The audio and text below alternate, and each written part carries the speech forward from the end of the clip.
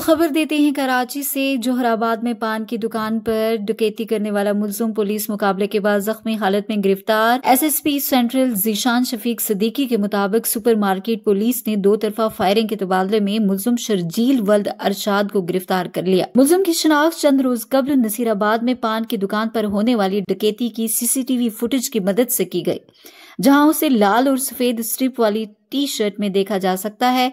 मुलजिम और उसके साथी ने 3 नवंबर को एमआई पान शॉप को लूटा और फरार हो गए। फरार के दौरान मुलजिम ने दुकान के मालिक की मोटरसाइकिल ले जाने की भी कोशिश की, मगर पुलिस के मौका पर पहुंचने पर दोनों मुलजिमान फरार हो गए। पुलिस ने फौरी तौर पर ताक़ुब किया और फायरिंग का तबादला भी हुआ, ताहम मुलजिमान फरार होने में कामयाब हो गए। गिरफ्तार मुलजिमान के साथी की गिरफ्तारी के लिए छापे मारे जा रहे हैं।